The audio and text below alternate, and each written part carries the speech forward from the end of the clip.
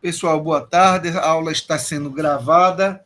Eu gostaria de dizer para vocês que qualquer coisa que vocês encontrem que possa parecer incoerente lá na sala do AVA, né, podem me consultar, tranquilo, lá pelo nosso canal de troca de mensagens, né, especialmente em relação a datas, né, que fica mudando a quantidade de aulas por semestre, era 9, era 7, era 18, agora é 12.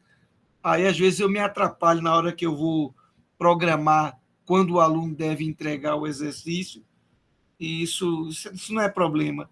Conforme eu disse na minha primeira aula, eu jamais vou cobrar de quem quer que seja algo que eu não tenha dado, ou que não tenha dado tempo suficiente para a pessoa estudar e resolver o problema. Né? Com certeza. Quando eu boto algo que não parece que está muito legal, é porque é falha minha. Né? Eu sou um ser humano que erra. Vamos lá. Hoje nós tivemos uma primeira aula, uma aula introdutória sobre eletrônica. Vamos ver se a gente consegue lembrar alguns conceitos. Hoje é a nossa aula número 2. Na terça-feira passada foi finados e a gente não pôde ter a nossa aula. Deixa eu fazer algumas perguntas. Eu queria que vocês participassem dessa aula, abrindo o microfone, trocando uma ideia comigo. Por exemplo, por que é que o semicondutor bruto precisa ser purificado? Alguém pode dizer para mim?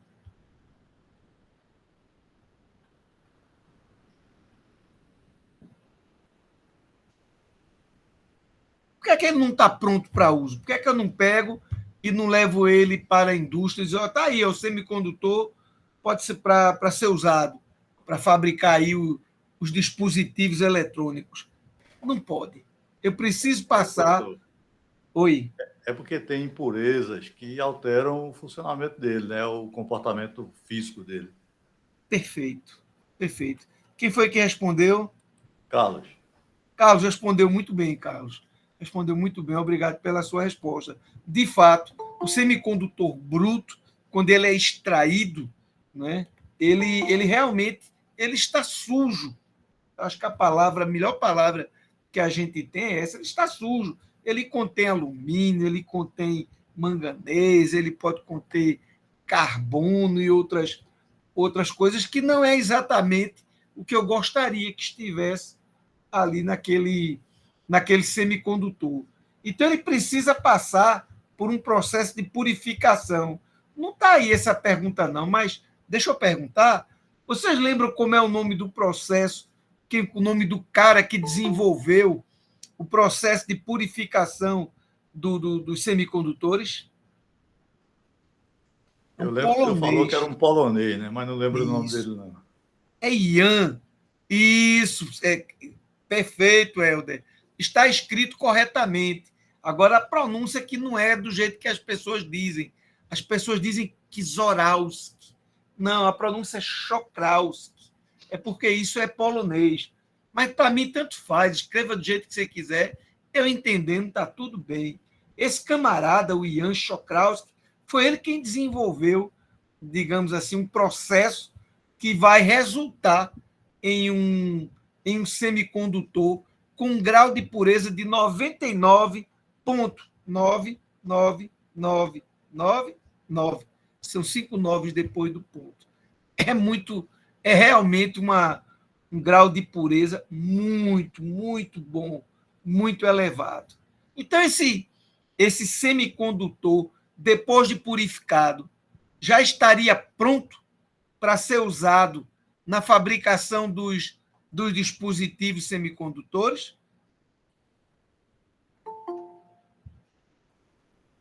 Maria Lúcia acha que sim.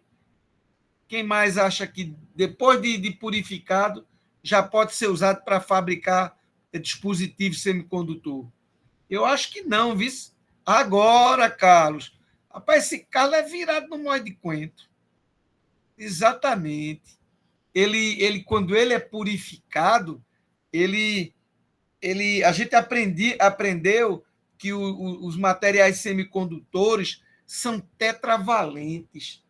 E se eles são tetravalentes, quando eles se conectam entre si, eles se conectam através de ligações que são chamadas de ligações covalentes. São ligações fortes, muito fortes. E a gente pode dizer que ele é isolante, um bom isolante, inclusive, já que os elétrons que fazem parte da estrutura atômica do semicondutor não vai querer sair dali, não. Eles satisfazem a chamada regra do octeto, né? E aí, satisfazendo a regra do octeto, que diz que um átomo que na sua camada de valência contenha 8 elétrons, ele é estável, né? Ou seja, ninguém vai querer sair dali, está todo mundo feliz naquela casa, né? É por isso que quando a gente olha para os gases nobres, pode olhar, é tudinho com 8 elétrons na última camada. Eles são inertes, eles não reagem com ninguém. Então, tem que passar por esse tal processo de dopagem. Alguém podia dizer para mim o que é a dopagem? É um processo químico que vai inserir impureza na estrutura cristalina. Perfeito, mas qualquer impureza?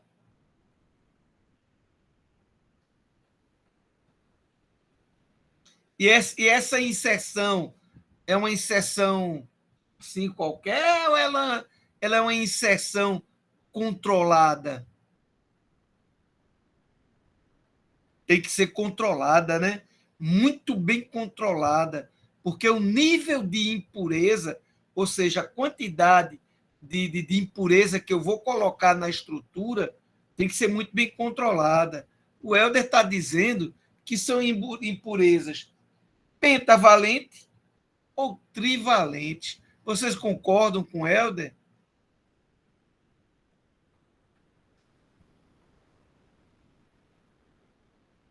Carlos concorda, Natália também. É verdade, viu? Rapaz, José também. Muito bem, Helder e todos os colegas. Com toda certeza, elas são ou pentavalentes ou trivalentes. Quando eu coloco uma impureza pentavalente, eu vou dar origem a um material semicondutor que recebe um nome específico. Vocês lembram como é o nome?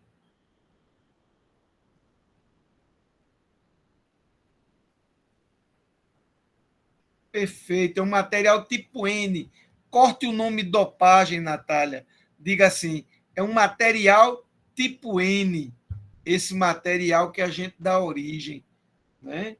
A gente dá origem a um material tipo N. Esse N é porque quando a impureza é pentavalente, 4 elétrons vão ficar felizes, porque a estrutura do silício, que é uma estrutura tetravalente, precisa de 4 elétrons. E um vai ficar lá meio solitário. E todo mundo que é solitário pega o beco. Esse elétron solitário, ele não vai estar conectado àquele núcleo, né? Quer dizer, ele está, mas é fraquinha a energia de ligação dele. Aí ele pega o beco. Qualquer, digamos assim, qualquer fonte de energia, luz, calor, né? Isso são fontes de energia. Qualquer fonte de energia que incida sobre este material já consegue arrancar esse elétron e torná-lo livre. Ele sai da banda de valência, olha o termo, banda de valência. A banda de valência corresponde à faixa de energia dos elétrons que estão na camada de valência, ou seja, preso ainda ao átomo.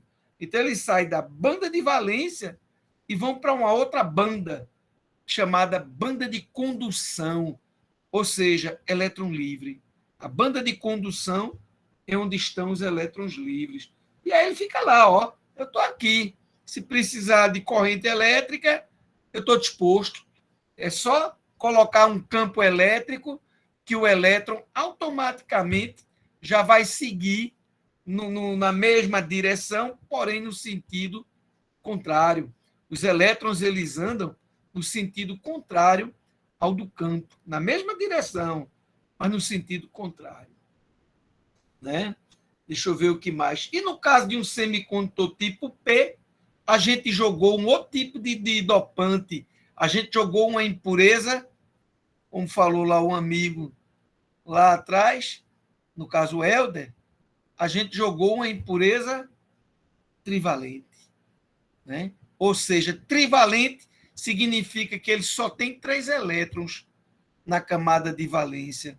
Então vai ficar aquela sensação de que está faltando algo, a minha estrutura é tetravalente, eu precisava de um 4º elétron, mas a impureza não tem para casar, ela só tem 3. Então vai ficar uma lacuna, vai ficar um buraco na estrutura. Olha que legal, é esse o nome que a gente vai usar. A gente vai dizer que a gente tem uma lacuna ou um buraco que corresponde a uma ausência de um elétron.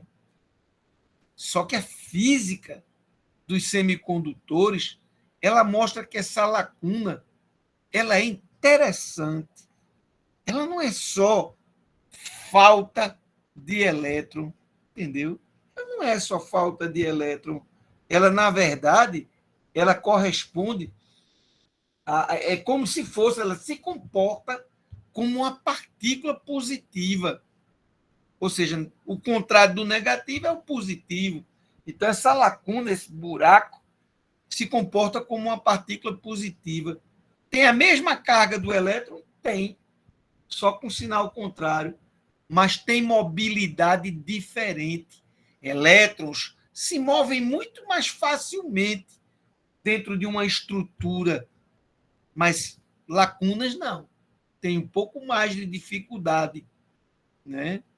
Muito bem. Então, o semicondutor, quando ele é tipo P, significa que ele tem uma grande quantidade de lacunas. Pode ter elétron livre? Claro que pode.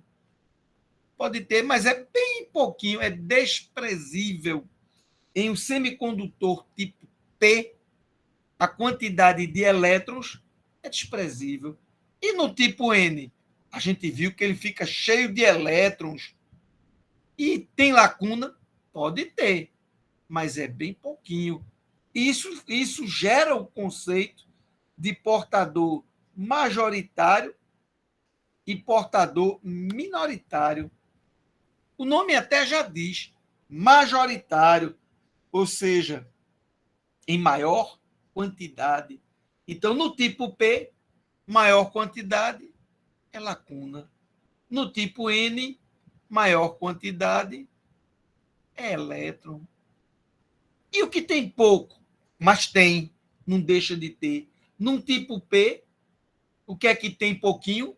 É elétron. Elétron é minoritário. E no tipo N, tem pouquinho. São, no caso do tipo N, poucas lacunas. Então é algo mais ou menos assim. Ó. Eu vou fazer um desenho aqui, só para ajudar a gente a se lembrar. Só um minutinho, viu? Deixa eu ver como é. Não. Espera aí que eu estou... Agora! Teve um professor que me deu uma dica que foi muito legal. Fazer essa tela aparecer. Bom, vamos lá. É algo mais ou menos assim. Oxente. Eu tenho que primeiro jogar para lá, para a caneta, e depois usar a ferramenta. Pronto. Vamos fazer aqui. Faz de conta que isso aqui é um material tipo P. Então, se é um material tipo P, oxente, tem muita lacuna ou buraco. Tem muita. Espalhado para aqui. Muito material tipo P. Mas aqui, perdidozinho, tem um elétron. De repente, tem outro aqui. Tá certo? Já no material tipo N, Só desenhando para deixar a coisa mais legal. O material tipo N, eu criei o material tipo N, né? Dopando o semicondutor com uma impureza pentavalente, né? Ou seja, ela doa, é doadora. Então, aqui está cheio de elétrons.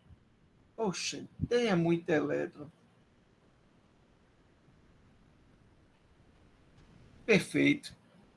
Aqui, ali, acolá, vai aparecer uma lacuna. Uma aqui,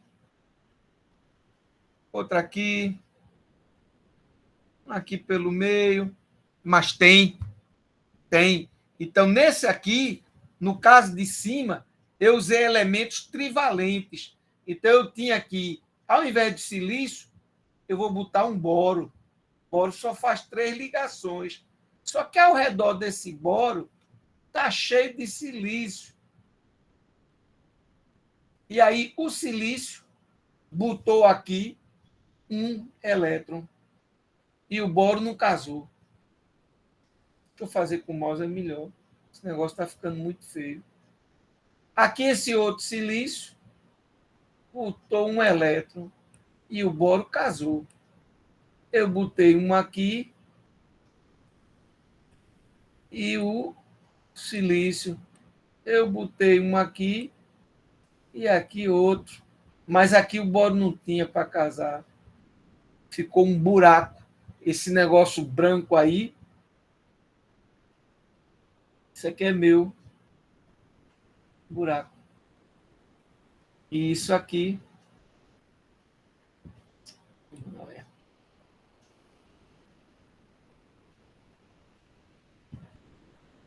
pronto, isso aqui é meu elétron. Então, como você pode ver, nesse elemento central aqui, eu não tenho mais 8 elétrons na camada de valência. Eu tenho 7 elétrons e um buraco. Tá certo? O que vai acontecer é que um elétron livre daqui dessa estrutura,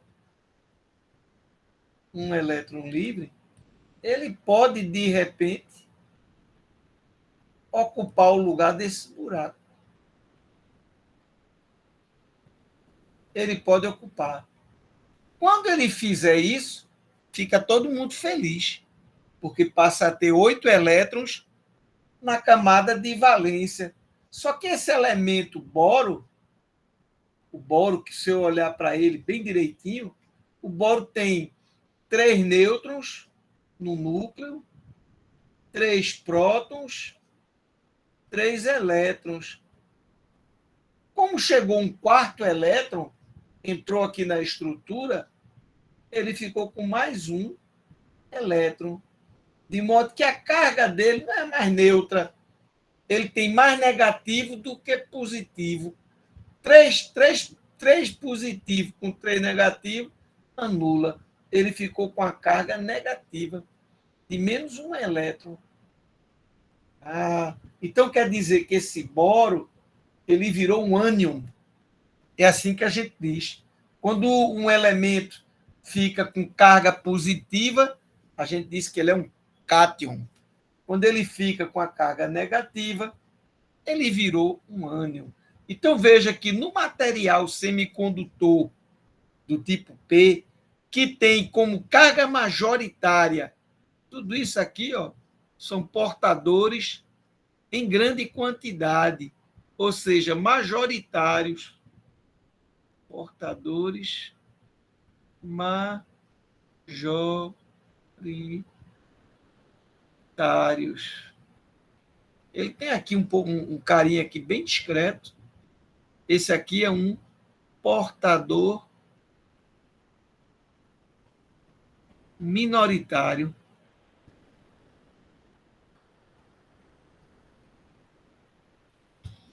Tá certo? Então, no material tipo P, vai surgir aqui e ali ânions. E o contrário vai acontecer no material tipo N. Por exemplo, eu posso usar como elemento de dopagem eu posso usar o antimônio, que em latim se diz stibium, né? Então, aqui, ó, stibium. O antimônio, ele tem 5 prótons, 5 nêutrons e 5 elétrons. Só que desses 5 elétrons, um elétron vai embora. Ele vai perder um, o que vai resultar, né, em 4 elétrons. Então, a carga dele aqui, 4 positivos com 4 negativos, dançou. Sobrou 1. Então, esse stibium vai ficar com uma carga de mais 1. Vai ficar positivo. Então, olha que interessante. Nos materiais tipo N, devido a eu colocar impurezas que são doadoras, que vão perder elétrons, vão surgir cátions, né? Aqui o stibium, que é o antimônio, e aqui o boro, no material tipo P, vai ficar um ânion. Isso é interessante que a gente perceba isso. Quando eu juntar, quando eu juntar um material tipo P com um material tipo N, tá aqui o material P e o material tipo N. Então, o material tipo P foi feito com boro. O boro vai ganhar elétrons, né? Elétrons que vão vir daqui, ó, do material tipo N, que é cheio de elétrons. Então, aqui vai ficar um boro negativo. Aqui outro boro negativo, outro boro negativo, outro boro negativo. E o contrário vai acontecer no lado N, né? Os meus antimônios, né, vão começar a perder elétrons, né? Aí, na hora que perde, ele fica mais positivo. Olha que interessante. Então, isso ocorre principalmente nessa região aqui de junção, quando eu ligo os dois. Quando eu ligo os dois, que vai começar a haver essa troca de portadores, obviamente, quem está na região da junção já vai logo se recombinando. Opa, vem cá, eu estou precisando de um elétron, vem cá, elétron. E ele está bem pertinho aqui, ó, para pular essa janela, foi ligeirinho. Passou para o outro lado, né? E os boros lá ganhando os elétrons que estão vindo lá do material tipo N. E o cara que está doando os elétrons, obviamente, ele vai perdendo o elétron e ficando positivo, né? Então, veja, se você lembrar da física, a gente diz assim, uma carga positiva, ela tem um campo elétrico que é assim, ó, o campo elétrico dela, saindo dela.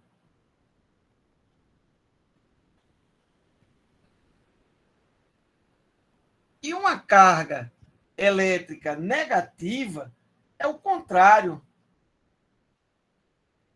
Poxa, como é legal, né? Porque é tão simples. Basta aprender um. O resto é o contrário. A carga negativa é assim. Então, quer dizer, eu tenho um monte de carga negativa aqui desse lado e um monte de carga positiva do lado vizinho. Então, isso vai formar um campo elétrico. Tem um campo elétrico resultante devido a esta distribuição de cargas. E esse campo elétrico vai ser nesse sentido. Vai ser assim, na região de junção. Vai ser assim. Poxa, se vai ser assim, elétron nenhum vai querer passar para o outro lado. Porque esse campo que é gerado aqui na junção, o elétron que está aqui, ele vai querer ir para lá.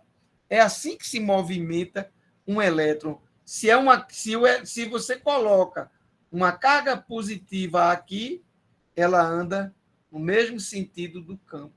Se você põe uma carga negativa, ela anda ao contrário do campo. Então, poxa, que negócio interessante. Então, houve um momento inicial de troca de portadores entre o lado P e o lado N. E esse momento inicial a gente chama de difusão. Muito legal. Quer dizer, a difusão é quando os dois estão se conhecendo. Opa, tudo jóia, eu sou material P, eu sou material tipo N. Então, os dois começam a trocar portadores de forma intensa naquele momento inicial. Mas essa difusão ela vai caindo com o tempo, porque forma na região da junção um campo elétrico que diz não passa. E as cargas positivas que estão aqui também não vão querer ir para o lado N, porque o campo elétrico que está aqui manda elas irem para lá. Portanto, a corrente líquida, após um determinado tempo, é zero. Então, existe aquela troca inicial, né? E aí a gente diz que formou-se uma barreira de potencial. Por que de potencial? A gente não chama tensão de potencial, né? O potencial elétrico no ponto A, aí eu chamo VA. O potencial elétrico no ponto X, eu chamo VX. Então, eu tenho dois potenciais. Eu tenho um potencial negativo aqui e um potencial positivo do outro lado. Esses potenciais são tais que eles vão se opor à continuação da troca de cargas. Isso ficou claro para vocês?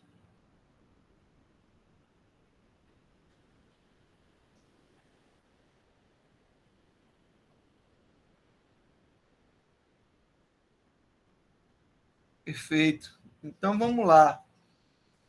Isso aqui a gente já respondeu, essas 4 perguntas. É mole, mole. Agora vai começar o assunto da aula de hoje. Olha, na aula de hoje, a gente vai tentar mostrar para vocês que existem 2 formas de se trabalhar com essa junção PN, que eu vou batizar ela de outro nome, eu vou chamar ela de diodo. Olha que legal. Eu vou dizer junção PN, diodo. Né? Diodo, velho. Para os íntimos, para os coleguinhas, é diodo, deixa de história, pô. Nada de junção PN, é diodo, nosso amigo diodo. Então, tem 2 formas de polarizar. Uma chamada direta e uma chamada reversa. Eu não vou responder essas perguntas aqui. Aqui não era para estar escrito revisão, não. Aqui devia ser motivadoras, perguntas para motivar. A gente vai aprender isso, né? Como se comporta a zona de depressão ou zona de cargas descobertas? Aí você vai dizer, Virgem Maria, professor, que danada é isso?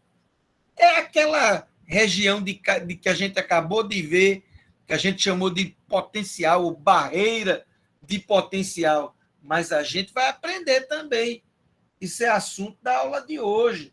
A gente vai aprender o que é a zona de depressão, também chamada de carga descoberta, porque os átomos que estão ali ficaram descobertas. Um ficou, por exemplo, uma vez que o elétron chegou no boro, ele adquire estabilidade, tá certo? Ele não quer mais ir para canto nenhum.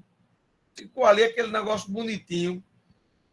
Né? Não tem troca de nada, não. Ela está ali, ficou daquele jeito.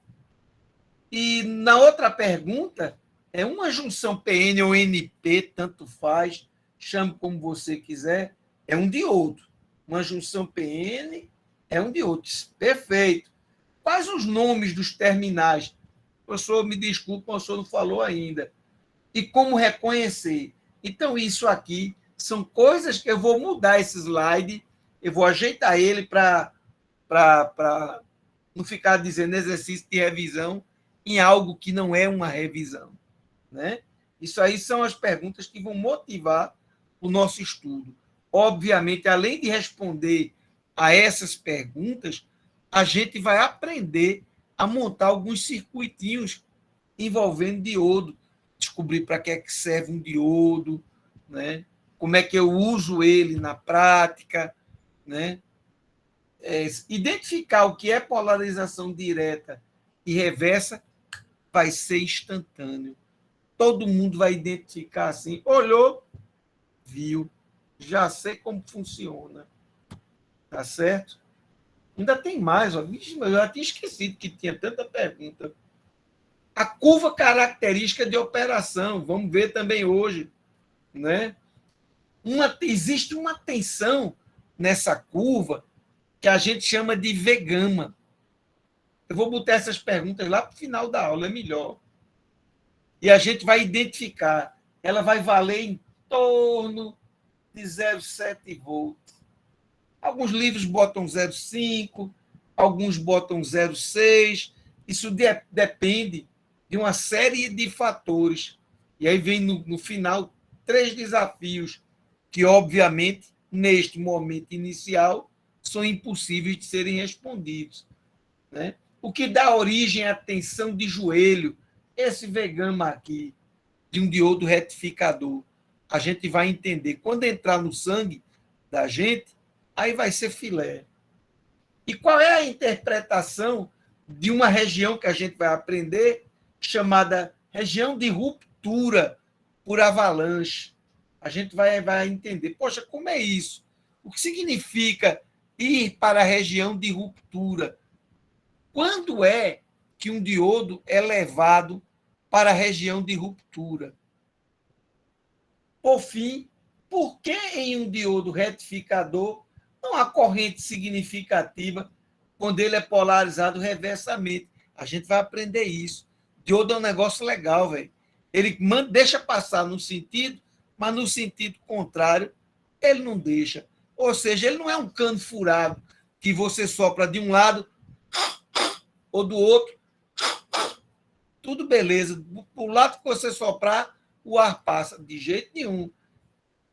De um lado passa, mas do outro não sai nada. A bochecha enche e não passa nada. Né? São coisas que a gente vai aprender durante esse bate-papo da gente. Olha ela aqui, rapaz. Essa é a nossa junção PN. Já vimos que no lado N existe a formação de uma barreira positiva, de cargas elétricas positivas, ou seja, cátions. Já vimos também que no lado N, lado P, eu vou ter uma formação de uma barreira negativa. Ela fica desse jeito. Pronto, essa região que está aqui é a primeira resposta para aquelas várias perguntas que a gente não tinha condição de responder. Essa região que corresponde à barreira de potencial, a gente vai chamar de zona de depressão. Veremos aqui, durante o nosso bate-papo, que essa zona de depressão pode ser estreita, como você está vendo aí, ou ela pode ser assim, ó, bem larga.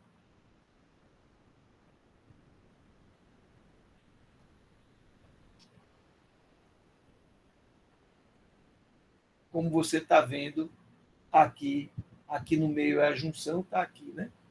Está aqui a minha região. Olha a zona de depressão aqui, como ela é larga, né? Se ela é larga, a gente vai dizer que o potencial, a gente aprendeu que o campo elétrico faz assim, né? Tá certo? Então, veja, esse é o lado N e esse é o lado P. É isso? Não, Arquimedes, está ao contrário. Não, tá certo, tá certo.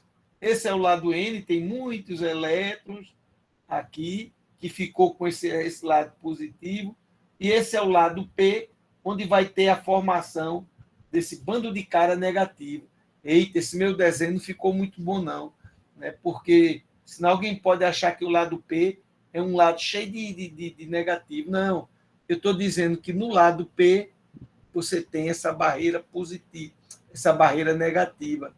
E no lado N, você tem essa barreira positiva, que ela pode aumentar ou diminuir. Quando ela aumenta ou ela diminui, isso tem um reflexo nesse potencial, né? O campo torna-se mais forte aí. Então, veja, a gente aprendeu que o campo aqui é nesse sentido, ó. Campo elétrico, É assim. Uma coisa é um campo fraco, outra coisa é um campo fortão. Um campo fraco, eu ainda posso forçar um elétron a andar um pouquinho para cá, acompanhando o campo. Se eu consigo mandar jogar energia nele, nesse elétron, né, eu posso forçar ele a ir contrário ao campo. No caso, eu estou executando um trabalho, né? Mas, em geral, do jeito que está aí, ele vai querer ir no sentido, na direção contrária, sentido contrário, desculpe, né? Contrário ao campo. Elétrons não vão se mover naturalmente, nunca a favor do campo. Agora, com a aplicação de um potencial, pode ser que você consiga fazer com que o movimento se dê ao contrário.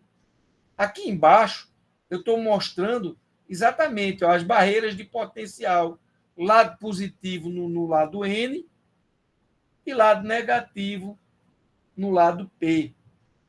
Aí eu estou mostrando, olha, o campo fica desse jeito, tá vendo? Então, cargas positivas vão querer passar para lá e cargas negativas vão querer ir no sentido contrário. Olha aqui no elétron como a força ficou apontando contrário ao sentido do campo.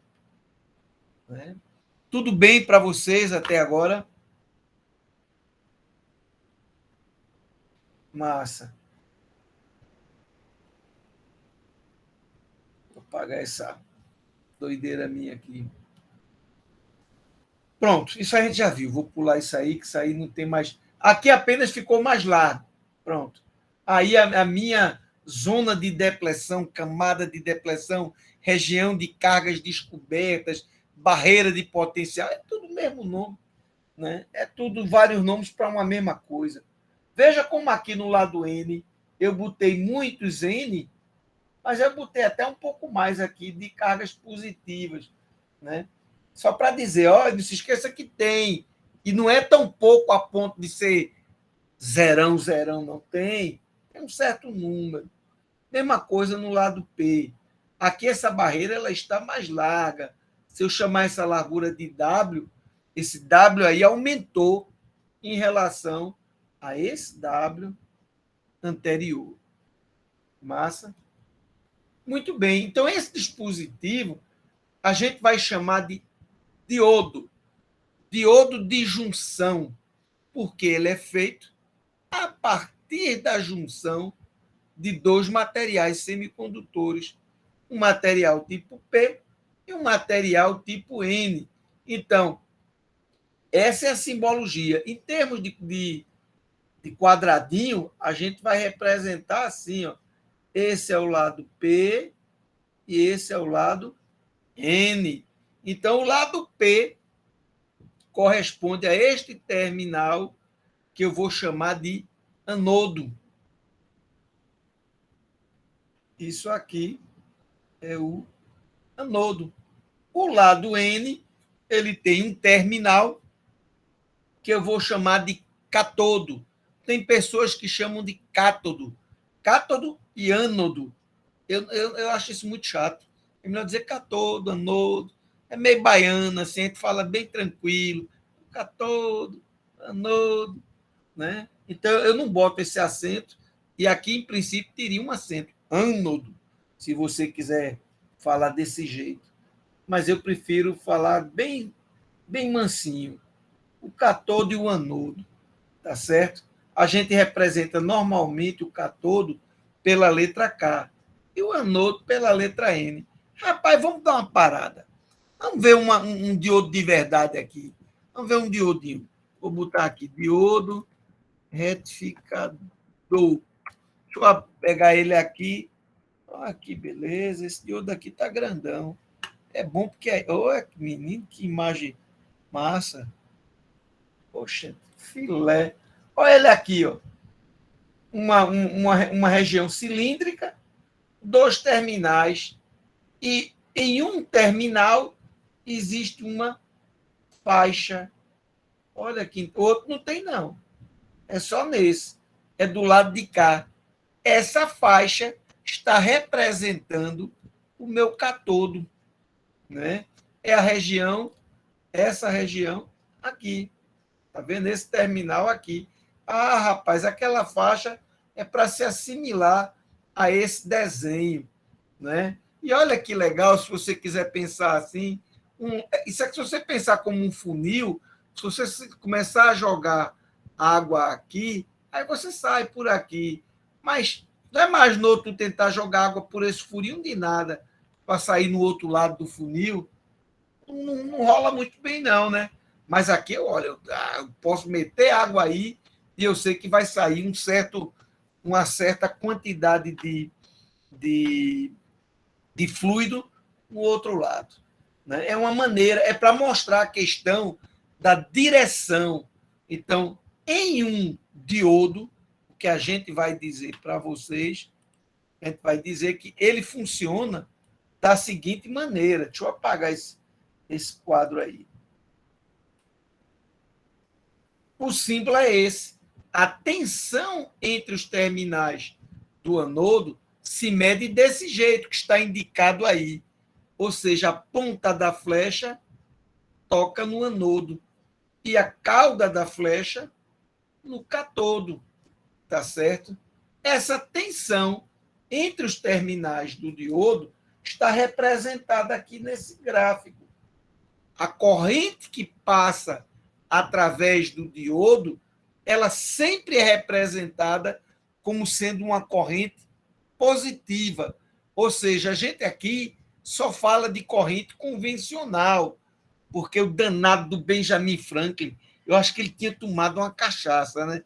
Quando ele percebeu que havia elementos que formavam uma corrente elétrica. Naquela história do ele foi empinar papagaio, tal, tem essa história todinha, é verdade. Aconteceu desse jeito. Mas o pobre coitado, bicho, quando estava aqui empinando o papagaio dele, né? Ele tiver aqui, como é que desenha um papagaio, meu Deus? Faz de conta que é assim, né? Sei lá. Não sei desenhar papagaio, não. Agora lascou. Eu acho que é assim, né? Normalmente parece que a gente botava um brinquedinho aqui, tá? Uma cauda, né? Isso. O cara, ele ficou imaginando aqui e disse, pô, bicho, eu tô vendo que tem corrente elétrica. Nesse dia era um dia que estava meio um relâmpago, né? Então ele percebeu que tinha corrente elétrica vindo através desse papagaio por essa linha. Aí ele imaginou, pô, bicho, que massa, isso aí, as correntes elétricas aqui, as cargas positivas se movendo para cá, que nada, era tudo elétron, bicho. Aí daí surgiu essa confusão todinha a corrente é positiva, eita, mas os elétrons são negativos. Isso vocês devem saber de cor e salteado. Eu estou só lembrando porque é interessante, é curioso. Então, essa corrente que a gente representa aqui é uma corrente de cargas, de portadores positivos, tá certo? Então, veja, o gráfico do diodo, a chamada curva característica de operação, CCO, eu gosto muito desse termo. Todo dispositivo eletrônico tem a sua curva característica de operação. Então, no diodo, ele diz assim, olha, gente, a brincadeira aqui no diodo é assim, se tiver uma tensão positiva e ela for pequenininha, não acontece nada. Pode ver aqui que a corrente aqui, ó, é zero, é tudo zero. Mas a partir de um certo valor de tensão, né, ela começa a subir. Opa, para esse camarada deu aqui, eu aumento um pouquinho, ela já aumentou bem muito, eu aumento bem pouquinho, ela aumentou bem muito, eu aumento um pouquinho, está valendo. Né? Então, veja, o ideal era que essa curva fosse assim, ó. Uma reta aqui, uma reta, e aqui fosse assim, ó, zerado. Então, quer dizer, quando chegasse nesse valor, por exemplo, 0,5, quando chegou em 0,5, Pronto, tem corrente. E qual o valor da corrente? Depende da carga. Quanto é a carga que está aí? A carga é o cara que vai ser atravessado por essa corrente. Depende da carga. Se a resistência é pequena, a gente sabe da lei de Ohm que I é V dividido por R. Se a resistência é pequena, obviamente vai dar uma corrente grandona cá em cima. Mas se a resistência é grande, a corrente vai ser pequenininha, né? Então, veja, esse era o ideal. Mas ideal não existe, né? Ideal, como o nome diz, é só nas ideias. O cara toma uma cachaça e tem uma ideia. Não existe. Então, veja. Mas então significa que aqui tem um parâmetro interessante, uma tensão mínima, que eu vou chamar de V gama, que normalmente eu trabalho com 0,7. Aqui está desenhado 0,5. Tá certo? Pode ser. Tá certo? Então, veja, quando chega em 0,7, opa, eu passo a ter corrente. Olha que negócio interessante, né? Então, eu pago esse preço. Vocês teriam uma ideia por que é que eu preciso ultrapassar essa tensão para poder passar a ter corrente? O que é que vocês acham?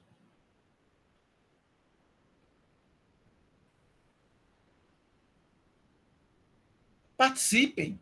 Abra o microfone, nem que seja para dizer, professor, eu não tenho a menor ideia. Pronto, mas disse alguma coisa.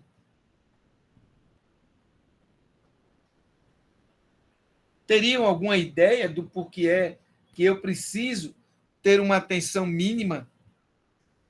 Não, professor. A gente quase respondeu isso, velho. Aqui, ó. Quando a gente botou aqui, a gente disse assim, esse cara é uma barreira de potencial. Tá certo. Eu vou fazer o seguinte, eu vou jogar aqui, nesse terminal, um potencial positivo e nesse um potencial negativo. Então, eu tenho, do negativo para o positivo, eu tenho uma tensão aqui desse jeito. E aqui, do negativo para o positivo, eu tenho esse. Então, significa que é como se eu dissesse para você, rapaz, quanto é essa tensão menos essa? É a resultante, né? Se você tem uma força bem forte para cá e uma força de oposição, significa que isso é equivalente a não ter força nenhuma de oposição, mas também sua força ser somente essa. A gente chama vetor resultante. Vocês entendem disso? De que isso aqui é a resultante? Vocês viram alguma coisa de vetores? Alguma vez na vida, alguém disse para vocês, olha, eu tenho aqui uma mesa, né? E eu tenho aqui uma bolinha. Diz a lei de Newton que todo corpo tende a permanecer no seu estado de movimento. Se ele está parado, ele tende a continuar parado. Mas se eu vou e boto uma força nele aqui, eu sei que essa mesa tem uma força contrária chamada força de atrito. E aqui está a minha força. Se essa minha força for maior do que a força de atrito, a bola anda. Mas se a força for tão pequenininha, essa força F, que eu não consiga vencer a força de oposição, que é o atrito, que é uma espécie de força de ligação entre a mesa e a bola, eu não vou conseguir. Então, é exatamente isso. Essa tensão que você põe aqui externamente precisa superar esse potencial. Agora eu já sei quem é esse potencial. É meu 0,7, velho. Se você botar aqui fora menos de 0,7, o 0,7 é quem vai, digamos, ser mais forte e eu continuo com o campo resultante como sendo para cá. E para cá, eu não vou conseguir... Aliás, desculpe, aqui está a carga positiva. O campo resultante é para cá. Eu não vou conseguir fazer com que esses elétrons livres queiram ir por esse campo. Vai nada. Quero não, eu não quero. Daqui não saio, daqui ninguém me tira. Então, esse potencial externo, tá certo? Que eu tenho aqui, olha o catodo aqui, como sendo o meu terminal negativo e o meu anodo como sendo meu potencial positivo. Significa que a tensão anodo-catodo, né, em princípio, deve ser uma tensão maior do que zero. No caso aqui, maior do que 0,7. Então, deixa eu olhar lá para o meu diodo. Eita, velho, essa tensão no diodo é exatamente VAK. Olha a cabeça da flecha no A. Olha o rabo da flecha no K. Isso é VAK. Significa que VAK é uma tensão positiva somente se a tensão no anodo for maior do que a tensão no catodo. Catodo, para mim, vai ser terra. Eu vou colocar esse cara no terra, por exemplo. Então, o anodo vai ter que ter pelo menos 0,7 volts, 0,5 aqui no caso. Ele botou aqui em torno de 0,5. Na verdade, ele considerou a tensão de joelho como sendo a tensão mínima que eu preciso para, digamos, ter uma corrente de X miliampere aqui, sei lá, 5 miliampere. Eu não gosto muito dessa visão, não, de querer estabelecer isso, não. Mas é uma ideia interessante, né? Então, veja, essa região em que a tensão externa, anodo-catodo, essa aqui, ou seja, o anodo está com potencial positivo valendo. Aqui está no terra, que é 0 volt. Se essa tensão entre anodo e catodo supera meus 0,7 volt, beleza? Eu passo a ter condução. E isso aqui vai caracterizar uma região chamada região de polarização direta. Então, vamos ver se duas coisas a gente entendeu aqui. Primeira coisa, por que é que eu tenho que ultrapassar esse potencial? Eu tenho que ultrapassar para poder vencer essa barreira e aí começar a poder injetar cargas digamos aqui, do catodo para o anodo, ou se você pensar em movimento de cargas positivas, seria o contrário. Né? Muito bem. Então, agora, para entender por que é que eu tenho que ter uma certa tensão, chamada tensão de joelho, por que é que eu tenho que ultrapassar ela?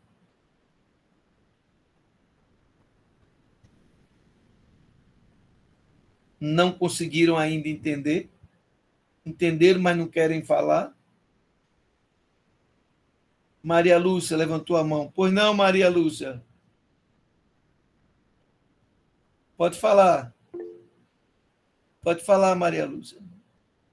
Foi sem querer, professor, porque minha internet tinha caído aqui.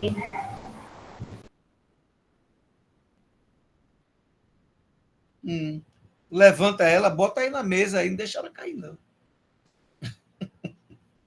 A internet é uma merda no dia de hoje.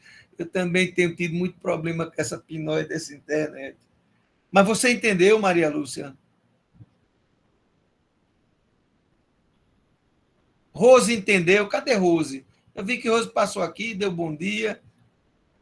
Rose, você está bem? Boa tarde, professor. Opa, minha linda, você entendeu por que é que eu preciso vencer uma certa tensão de joelho, chamada de V-gama, para poder passar a ter corrente aqui? Professor, nesse diodo eu estou apanhando.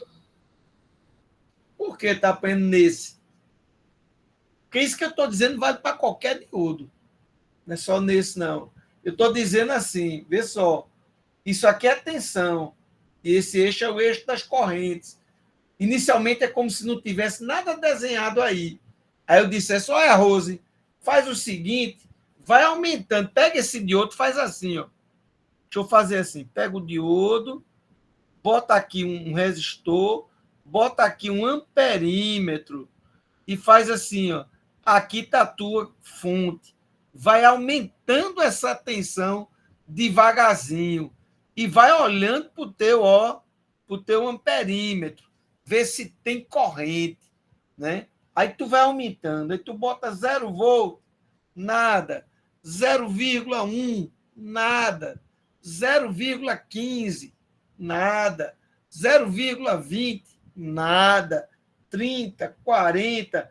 Aí, quando tu chega nesse caso aqui, em 0,50, aí você faz, professor, pai, agora eu vi. Eu vi que tá passando corrente, professor, mas é pouquinho.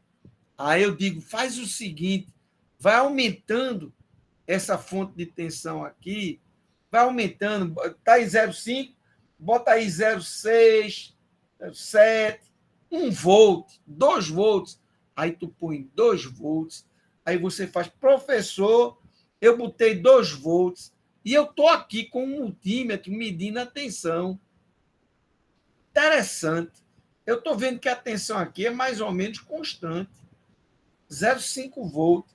Então, peraí, se você botou 2 volts e perdeu meio ali, significa que você tem 1,5 volt aqui. Porque essa tensão mais essa é que dá o total, que é 2 volts. Quanto é seu resistor? Meu resistor é de 100 ohms. Pronto. Então, quanto é a corrente que está passando aqui? Peraí, professor. Eu disse que aqui é 1,5 volt dividido por 100. Significa 15 dividido por 1.000, 15 miliamperes. Olha no teu amperímetro. É 15 que está dizendo lá, professor, é não. É não? Olha direito. Não é não, professor, é 14,98. Pô, tá de brincadeira comigo. 14,98, 14,9, 14,8, 15,1 em eletrônica, tudo isso é igual. Né? Eletrônica não é igual a matemática, não. Matemática a gente faz 1 mais 1, todo mundo diz 2. Em eletrônica a gente diz, eu preparei uma fonte para dar 1 volt aqui, mais 1 aqui deveria dar 2. Aí você vai medir, dá 1,98. Isso é 2, gente. Vamos discutir isso, não. Né? Então, veja, nesse sentido aqui, deu para entender agora, Rose? Sim, professor. Mas a internet de Maria Lúcia tinha caído no meio que o senhor estava explicando. Eu não sei se ela entendeu. Não, mas não se preocupe com ela, não. Ela que tem que se preocupar com ela. Vou puxar sua orelha. Maria Lúcia, como é que tá, Maria Lúcia? Eu sei que tá um caicai danado aí, mas deu para entender agora?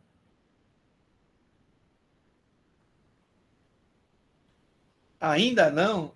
Vamos fazer uma brincadeira. Vamos fazer o seguinte. Eu vou montar um circuito aqui com vocês. Eu vou botar aqui uma fonte, vou botar aqui um diodo, vou botar um resistor, vou botar um amperímetro para medir essa corrente e vou botar aqui um multímetro, um voltímetro para medir essa tensão. Tá certo? Ele está medindo de cá para cá. Esse é o lado positivo dele, esse é o lado negativo. Aí eu vou fazer o seguinte, Vicente vai fazer uma tabelinha aqui. Vamos fazer uma tabela. A gente vai botar aqui, isso aqui é essa tensão VI. VI, e eu vou pedir para você anotar esse I. Aqui, I. ID. Porque essa corrente é a mesma do diodo. ID, que é igual a IR. Aí eu vou dizer, olha, Natália, joga 0 volt aqui. Aí, quanto vai dar a corrente? Mede aí. Aí tu mede lá. Deu 0, professor. Aí eu vou dizer, faz o seguinte, Natália, põe aí 0,1 volt. Quanto é que deu a corrente? Aí tu vai dizer para mim, professor, tá a mesma coisa, eu não estou conseguindo medir nada, não. Eu acho que meu instrumento está quebrado. Tá não, Natália. Continua um pouco mais. Aí eu digo, põe agora 0,2. Aí você nada. Aí eu vou dizendo, né? Eu chego lá mais adiante, coloca 0,5. Aí tu, professor, tá nada. Eu disse, estou no limiar, viu? Porque 0,5, esse camarada vai pegar, vamos supor que aqui, essa tensão aqui no diodo, VD, né, para ele entrar em condução, vou supor que seja 0,5.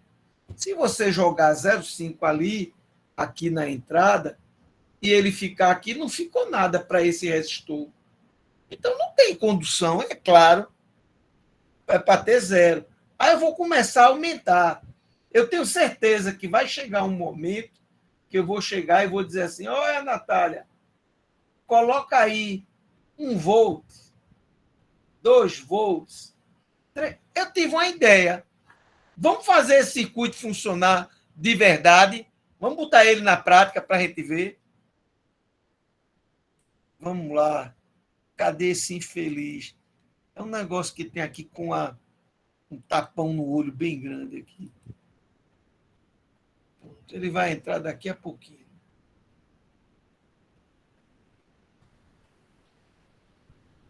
Pronto. Eu vou fazer assim. Vou fazer um novo projeto. Ele vai perguntar onde é. Eu vou dizer para vocês que eu quero que esse projeto fique aqui. Área de trabalho, IFPE, Recife, disciplina eletrônica básica, simulações. Pronto, é aí mesmo que eu quero. E aí eu vou chamar ele de Diodo 1. É o nome do meu projeto. É o primeiro projeto de diodo. Vai, fecha. Pronto. Olha que negócio legal, velho. Tudo em branco. Ah, porra, bicho, e agora? Espera aí. Tem um negócio que aparece para mim que não estava aparecendo para vocês. Eu vou pegar um diodo conhecido meu. Eu vou pegar aí um N4007. Pronto, ele está aí. Velho, é amigo. A gente foi criado junto. Deixa eu pegar outro. Agora eu vou pegar um resistor. Vou pegar aqui um resistor. Vou pegar um resistor aí de. Deixa eu ver, 100 ohms. Cadê 100 ohms?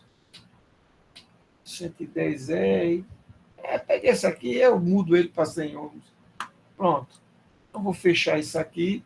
Não me interessa mais. Eita, faltou a fonte de tensão, né? Espera aí.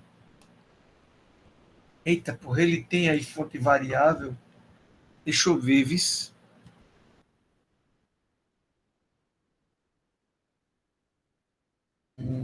Eu posso fazer também, né? Ah, mas eu acho que ele tem. Espera aí. Espera aí. Não, eu estou fazendo besteira. Eu acho que ele tem aqui. Deixa eu dar uma olhadinha aqui. Deixa eu ver aqui, viu? Fonte. Mas eu tenho uma outra maneira de fazer. Eu vou fazer o seguinte.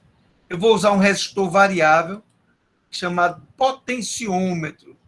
Vocês vão conhecer muito esse camarada. Resistores. Vou fazer o seguinte. Eu vou pegar um resistor variável, um pote HG aqui, de alta granularidade. Cadê ele? Olha, meu filho. Olha ele aqui. Pronto, raio. Ah, meu velho, você não é mais forte do que eu, não é possível. Ou a gente é igualmente fraco, ou então mais forte, não é não. Vou botar aqui meu diodo. Vou botar aqui meu resistor. Olha que negócio legal. Vou colocar aqui agora o meu medidor de corrente. Amperímetro, olha que legal. E vou colocar um voltímetro aqui nesse camarada. Ele vai ficar aqui. Tá certo. Lá vou eu pegar o meu terra. Terra é a referência. Pronto. Outro terra aqui. Agora, aqui em cima, eu vou colocar uma tensão. Pronto, tá ficando assim a brincadeira. Ele manda tensão. Opa. Esse cara manda para. Era bom medir uma correntezinha. Era bom, né? Deixa eu fazer uma coisa. Deixa eu medir uma correntezinha aqui de entrada. Pronto, eu vou fazer assim. Medir uma correntezinha para cá. Esse cara eu quero medir a tensão. Esse cara eu vou medir aqui. Eu devia ter deixado isso pronto, né? Deixa eu tirar esse ampere. Eu vou botar aqui microampere, olha, bem pequenininho. Aqui eu vou botar também microampere. E aqui eu vou botar milivolt. Vou botar volt não. Tá certo. Eu vou botar aqui 100 ohms. 100 ohms. Pronto. Atenção aqui. Eu vou colocar aqui, sei lá. Bota aí 10 volts. Não, é muito. Vou botar 5 volts. Eu sei que aquele é de alta granulosidade, mas vamos lá. Talvez a gente tenha que mexer um pouquinho no valor desse resistor. Olha. Pronto, tá aí a brincadeira. Esse é o circo que eu acabei de montar. Lá vou eu. Deixa eu botar esse camarada aqui todinho no terra. Quer dizer, 0 volt. Lá vou eu. Olha que interessante. Né? Engraçado que ele está medindo aqui uma tensão, como se pudesse ter uma tensão entre os terminais dele. Ó. Isso é falha do próprio. E aqui está me dando 0,5 milivolt. Ou seja, é uma tensão muito pequenininha. Então é como se ele dissesse: olha, tu não está em 0, não, viu? Tu está mandando alguma coisa aqui.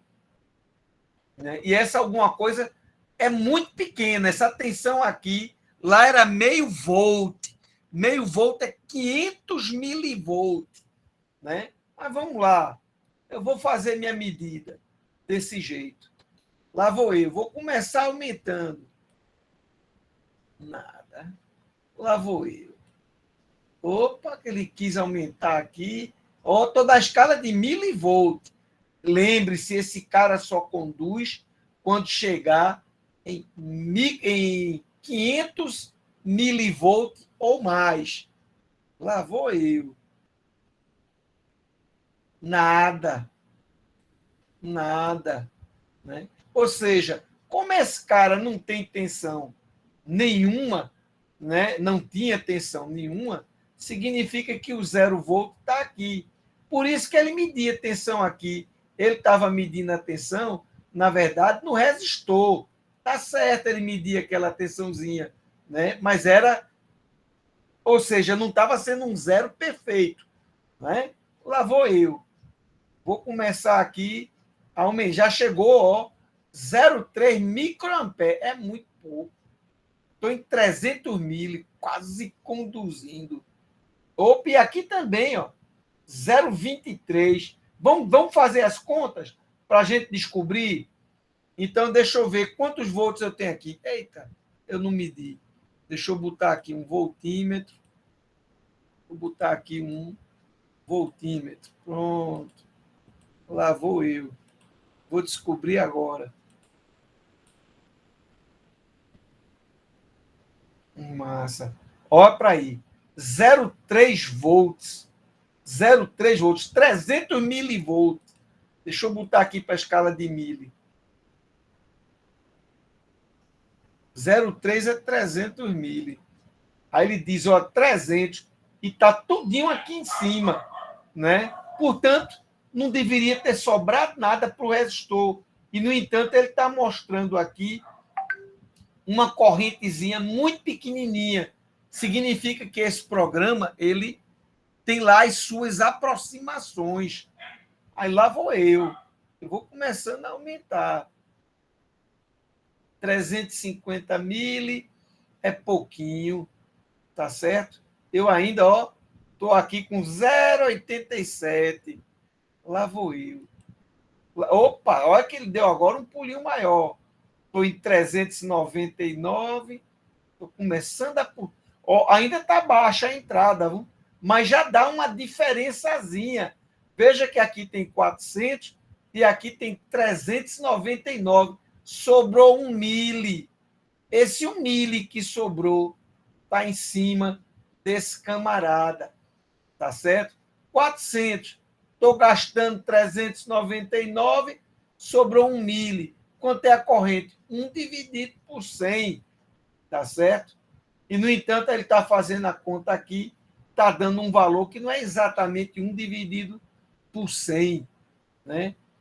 Mas vamos lá, vamos prosseguir para a gente entender. Lá vou eu aumentando, está sobrando agora um pouquinho mais. Opa, estou aí ó, com quase 500 mili. E ali também, quase 500 mili. E a corrente começando a subir. Lá vou eu, 540, 550, só tem 550. Está sobrando cada vez mais. Se sobra cada vez mais tensão, essa tensão está em cima desse resistor. Lá vou eu. Lá vou. Bora. Opa, olha. Olha, ali eu já estou com 0,6. Está sobrando cada vez mais. Deixa eu botar essa corrente aqui de baixo para mili, para tirar de microampere, que vai começar a crescer. E vou botar miliampere. Aqui também. Eu vou botar mili. Ela vai começar a crescer. Lá vou eu. Fui crescendo. 0,7. Opa. Olha, lá vou eu. Estou crescendo. Ali está crescendo também. Né? Tá certo? Mas se você olhar direitinho, a proporção que isso cresce é menor do que essa entrada. E cada vez mais sobra-se mais tensão em cima do resistor. Por isso que você tem isso aqui. Bota para ver a tensão, professor, em cima do resistor. É mesmo. Deixa eu botar aqui. Eu venho para cá. DC voltmeter. Pronto, eu quero ver quanto de tensão. Vou botar na escala de milho. Aqui, não quero volt, não. Deixa eu ver. Olha lá. 211 mais 642 dá 853. Ó, tá vendo? Em torno de 854. Repito, esse programa tem aproximações, né? Aí lá vou eu, aumentando aqui cada vez mais. Veja que a proporção que aqui aumenta, olha, já está quase constante. 657, ó, vou aumentar. 600, é na terceira casa que eu estou aumentando, nem no 6, nem no 5. É na casa dos milivolts. Essa é a casa dos mili, essa é a casa da dezena dos mili, e essa é a casa das centenas do mili. Então, está mudando bem pouquinho, né? Portanto, essa tensão está ficando aproximadamente constante. Então, se eu aumento a entrada, vai sobrar mais em cima desse resistor. Veja aqui que interessante. Se é 321 mili que isso aqui tem em cima dele, dividido por 100, dá 321 dividido por 100, é 3.210 dividido por 1.000. Né? Então, significa que eu tenho 3,21. Só que aqui, no caso, vai ficar em mili. Né? É só a gente fazer as contas. Às vezes o aluno se enrola com unidade. Lá vou eu, aumentando. Olha só. E a grande parte da tensão está aqui. Olha a minha corrente como cresceu. Eu já estou na casa dos 4 mili. Já. Opa, aqui, Professor, ó. Oi. tem como você dar um pouquinho de zoom, porque os números estão muito pequenininhos. Ah, claro.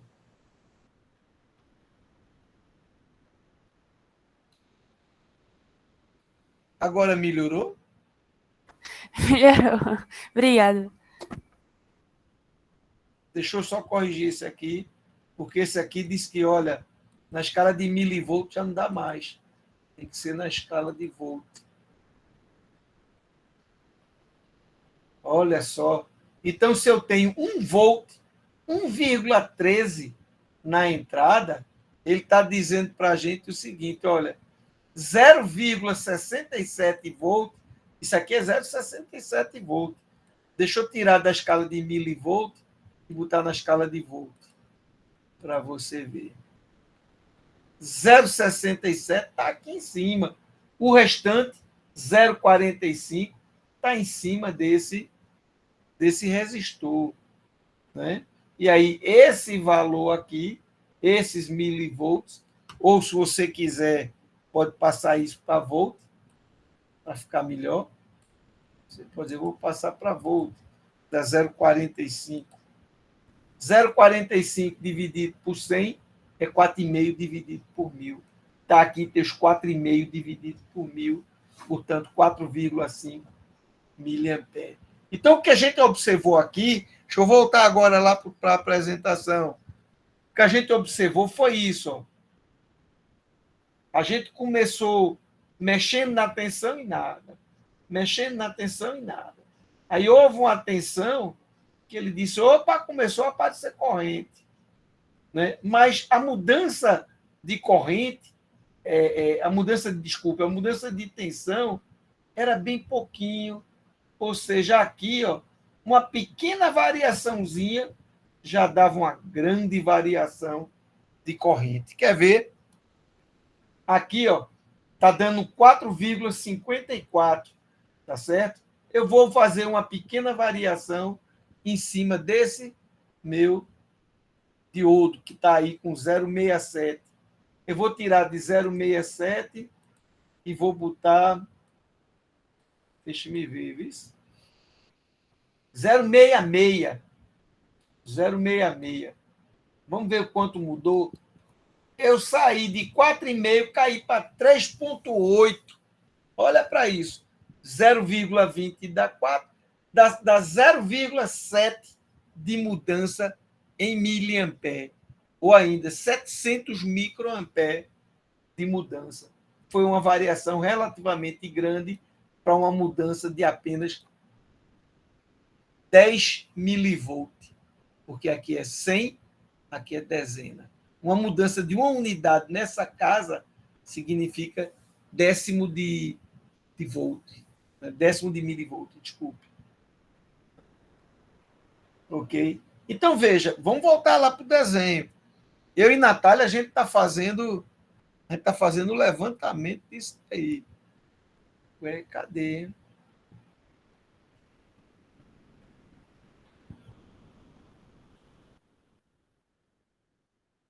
Apareceu. Ah, meu Deus, é porque era um negócio desse. Vou repetir aqui. Oh, oh. Então, começou pouquinho, aí, de repente... Ela não fez isso, ó. Ela não fez isso. Ela fez isso. Significa que pequenas variações aqui podem dar imensas variações no eixo de corrente. Isso ficou claro para vocês?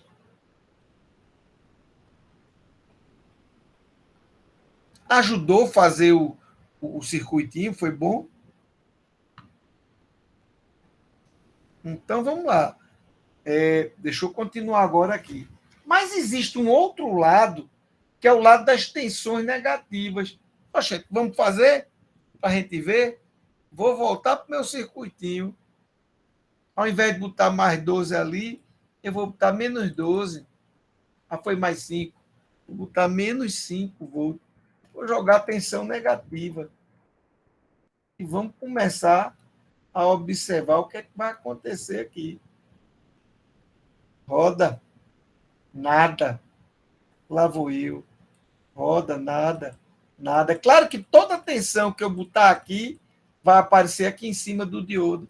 Claro, porque se esse resistor não tem tensão, o 0 volt está aqui, o 0 volt está aqui, e esse é o lado onde está chegando a tensão, que é os menos 0,40. Então, eu tenho daqui para aqui, significa que é a mesma coisa que daqui para aqui. Vocês conseguem ver isso? Ó, isso aqui é um fio só, que vem até aqui. Quando eu meço a tensão daqui dessa flecha para o terra, é a mesma coisa que daqui dessa flecha para o terra que é a mesma coisa de daqui para cá, já que esse ponto aqui está virtualmente no ponto terra. Aí eu vou começar a aumentar. Ó. E aqui eu vou botar valendo, ó, sem medo. Olha a corrente, nem se mexeu. Olha a corrente. Ah, meu filho, vai ser difícil. Olha para aí, nem se mexeu. Deixa eu mudar a escala. Deixa eu tirar isso aqui de mili e botar agora em micro. Deixa eu ver se em micro ele consegue sentir alguma coisa. Rapaz, ele sentiu, ó. Ele viu que tinha uma corrente aí de 0,1 micro, ou seja, 100 nanoampere.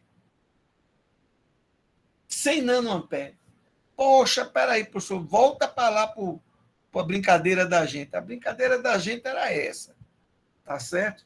Aí eu fui, cheguei aqui, disse, ó, vamos montar um circuito, vou botar uma fonte aqui ajustável. Aí cheguei e disse, bota aqui um diodo e bota aqui um resistor de carga. Isso aqui é meu terra. O terra da fonte é o mesmo terra daqui que está ligado nesse resistor. Tá certo? E aqui é o positivo. Aí a gente viu duas coisas. Quando a tensão era positiva, era algo mais ou menos assim. Quando a tensão aqui, ao invés de positiva, ela era uma tensão negativa, portanto, eu posso fazer isso aqui, ó. Eu vou dizer que aqui nessa, não, isso não é médio. Aqui eu vou botar a fonte ao contrário, de cabeça para baixo. Aqui é o sinal negativo, aqui é o sinal positivo. Está aí minha fonte. Ou seja, esse é o potencial negativo. O positivo, para mim, é o 0 volt. É o terra. Terra é positivo?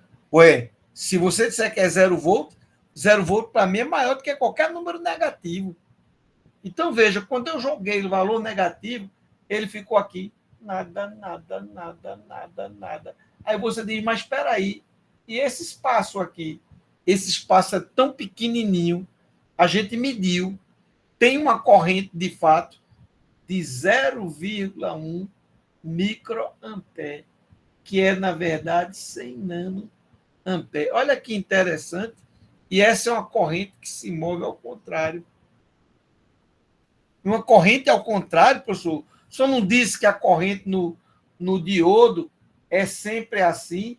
Essa é a tensão. A corrente é sempre entrando? É verdade. Essa corrente, ao contrário, a gente vai chamar de corrente de fuga. E ela é tão pequenininha, indicando que, se eu imaginar o diodo como uma resistência, eu vou dizer que ele é uma resistência imensa. E que, portanto, ele não está deixando passar a corrente. Quanto maior a resistência, menor a corrente que vai passar. Né? Só que existe um limiar para essa tensão. Quando chegar aqui em torno de 1.000 e poucos volts, esse diodo ele queima. Puf! Ele literalmente passa a conduzir. E é isso que essa curva está dizendo para a gente. O que essa curva está dizendo, esse diodo que está se usando foi em torno de 100.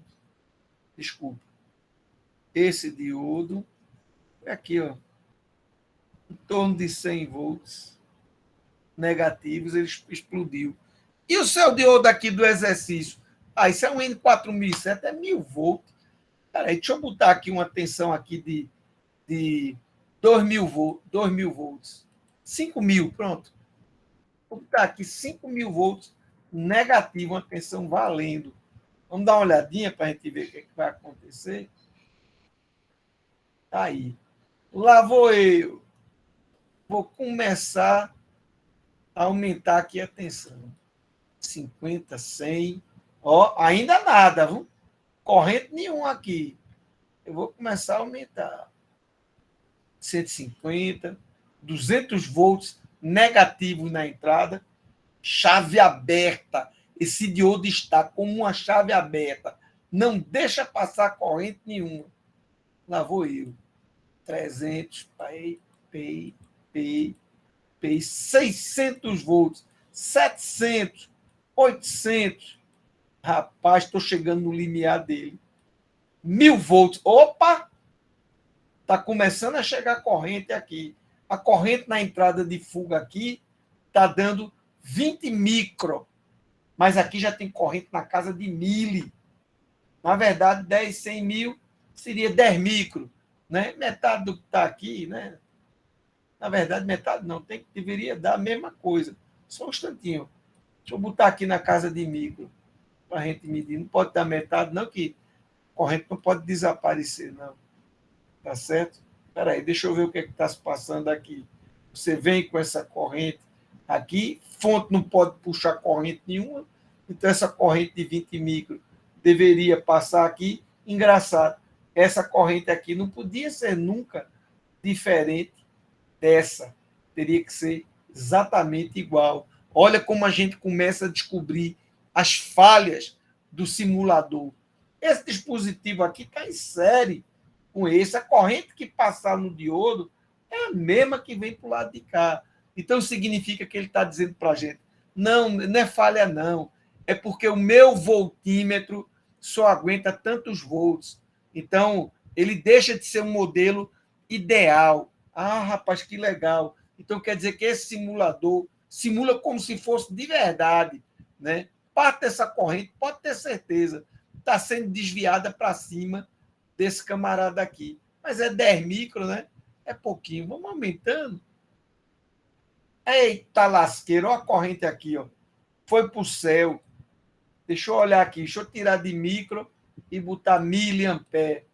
Rapaz, 186 mil, valendo mesmo. Aqui eu já botei aqui, eu botei 2000 volts, não foi isso? Deixa eu ver se eu consigo. Aqui estava 1000 volts. 1100, ele já disse a corrente aqui é super. E esse cara parece que não mede mais do que 1000 volts, né? Então a gente está vendo aqui que esse voltímetro é porque são só duas casas, né? Aqui ele não tem como medir. É verdade, ele não tem como medir. Ah, eu posso fazer assim. Eu tive uma ideia. Eu vou botar outro voltímetro aqui, né? Eu vou botar outro voltímetro, que aí eu digo, olha, deixa me ver aqui, vou pegar um aqui. Vai para lá, meu rei.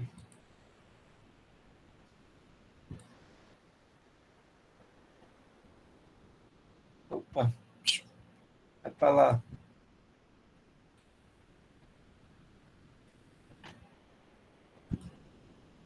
Pronto, olha ali, ó.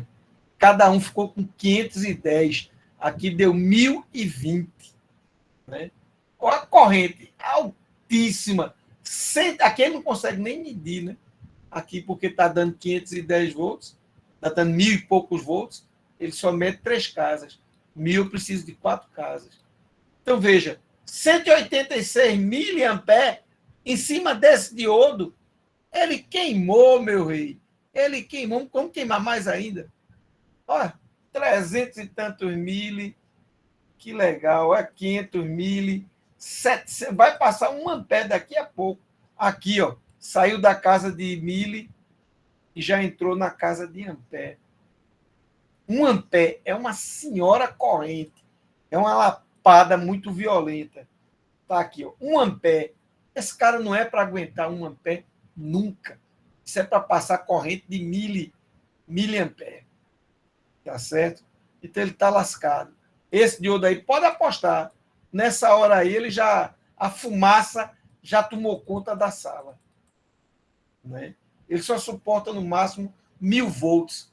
E nesse instante aqui, vamos ver quanto é que está. Vou botar um segundo voltímetro aqui. Oxente, aqui mesmo. Vou botar aqui um outro voltímetro. Vem para cá.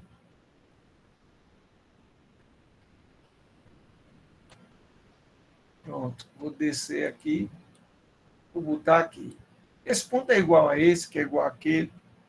Olha, está dando aqui em torno de 1000 em cima dele. Né? Lá vou eu. O cara, a carga está se lascando. Dando 3 amperes. Ele está segurando, viu? Ele está segurando os 1000. Eita, que legal. Olha, ele está nessa região aqui, ó, reta.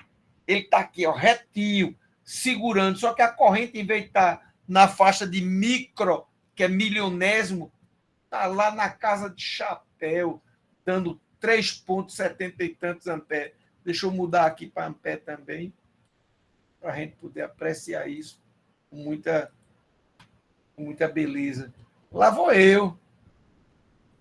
E vou aumentando, e vou aumentando, e vou aumentando.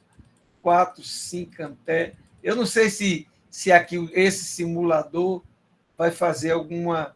Olha, passou um pouquinho. Estou em 501 em cada um. Poxa, olha para aí. 40 amperes. Meu amigo, esse diodo foi para o espaço. Ele escafedeu-se. Esse diodo aí. Não resta dele nem lembrança, né? Vou abrir aqui o datasheet dele, a folha de especificação dele, para a gente dar uma olhadazinha. Só um instantinho. Diodo. Cadê? Bora, meu rei. Bora, rapaz. Ux. Não é possível. Digi não sei o que lá. O F, não quero isso, não. Espera aí. Características desse camarada. Pronto.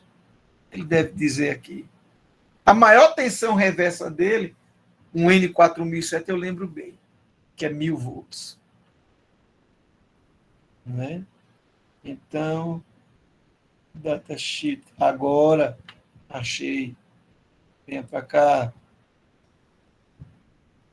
N 4007. Minutinho que ele está abrindo aqui. Meu computador, às vezes, ele parece que não gosta muito de mim, não. Aqui. Um N4001, 4007, 1000 volts. A maior tensão reversa. Em termos de corrente, ó, 1 ampere. 1 ampere é a máxima corrente direta média. 1 ampere. Ele pode chegar a 50 amperes com a máxima sobrecarga, mas desde que isso não dure mais do que 8 milissegundos, 8,3 milissegundos. Quer dizer, ele pode dar um surto de corrente, mas isso tem que ser cortado antes que chegue 8 milissegundos, 8,3 milissegundos. Aqui, meu amigo, pelo tempo que está aqui, esse cara já dançou, né? Ok? Então, deixa eu voltar para aqui, para a brincadeira da gente. Então, a gente viu essa região, que a gente vai chamar de região de polarização direta. Ele se comporta, o meu diodo, como uma chave fechada. Essa daqui, região de polarização reversa. Polarização reversa ou inversa, tanto faz. Cada um escolhe como quer dizer. Tá certo? Chave aberta, corrente nula. Ou seja, para passar corrente nessa região, significa que você tem que botar força. E na hora que você botar força, você pode fazer, de repente, você pode queimar o seu dispositivo, torrar, tostar, né? Existe uma equação chamada equação de Shockley, que diz que a corrente no diodo ela obedece a essa expressão aí, onde esse S é justamente essa correntezinha pequenininha chamada corrente de fuga de um transistor. Ele é dado por essa expressão. A corrente no diodo é a corrente de fuga multiplicado por esse termo exponencial. E elevado a kVd dividido pela temperatura, menos 1. Essa é uma expressão que foi determinada por William Shockley, chamada equação de Shockley. Né? Tudo em paz até agora com vocês?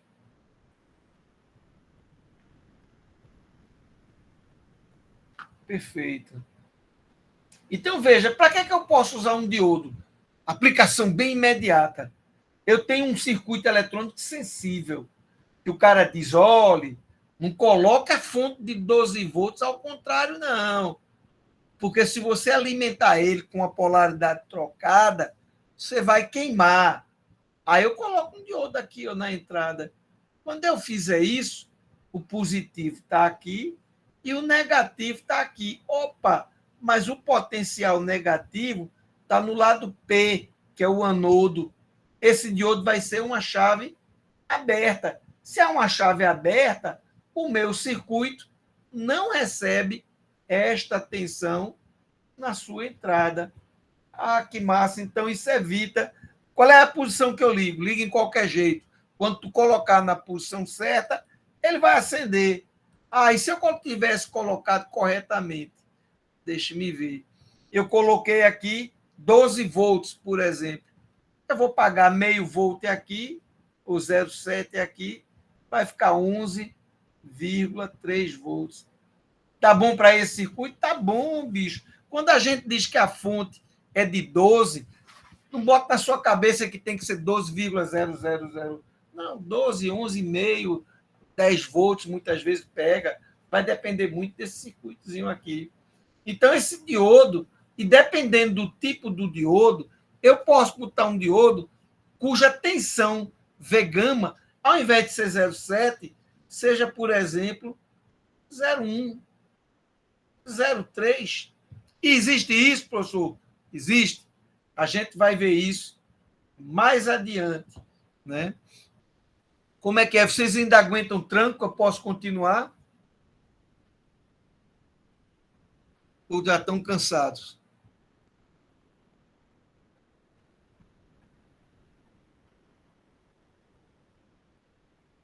Tem uns cansados e outros que já... É o Del Cara, né, bicho? Rapaz, esse cara é o bicho mesmo. Isso não cansa, não. Deixa eu ver o que é que vem depois. Vamos dar uma paradinha, bora? Dar uma paradinha. Deixa a parte de análise descer. Acho que era o último item. E depois exercícios. Tá certo. Vamos fazer o seguinte. Eu vou dar uma parada agora e vou pedir para vocês, lá na sala do AVA, vocês analisarem este circuito aqui. Tá certo? É muito fácil. É o que a gente fez agora com o circuito. Depois que você entendeu, aí você faz assim. Você vem para aqui e resolve estes exercícios. Por exemplo, esse aqui, qual é a corrente? Vamos resolver o primeiro. Nesse aqui, é óbvio que a corrente é zero. Por quê? Porque o negativo está no anodo. Negativo no anodo não rola, meu velho. Não rola. Então, a corrente aí é zero, não precisa fazer nem muito esforço. E o restante é dever de casa, tá certo? O restante vocês dão uma olhada, só chamando a atenção disso aqui, né? Isso aqui é uma equação que vai ser deduzida melhor na aula que vem. Não é para quando, não. É para quando você quiser. É para você entender o assunto, Maria Lúcia, né? Eu não vou cobrar isso de ninguém, não, né? Leia se quiser entender. Senão, na aula que vem, a gente retoma. Fala, Rose. Fala, Rose. Tem aluno que está entrando hoje para assistir a aula do senhor. Aí o senhor teve uma pesquisa e uma atividade de diodo, que foi para entregar no dia 5. Não, eu já mudei. Eu já mudei. Pronto, tá Aquilo certo. ali foi um erro, né? A gente descobre assim quando o Rose entra atrasado na aula, né? Porque isso foi conversado no começo, viu? Pô, professor, mas foi a minha internet. Aí eu entrei atrasada. Tá certo. Ainda bem que internet não gera filho, né? Já é mais novo. Se gerasse, o cara chega aqui, que é um menino novo naquela família, isso foi internet. Olha, alguém quer falar mais alguma coisa, bicho? Posso encerrar? Vou parar de gravar aqui. Tem chamada, professor? A chamada é a palavra de vocês. Ok.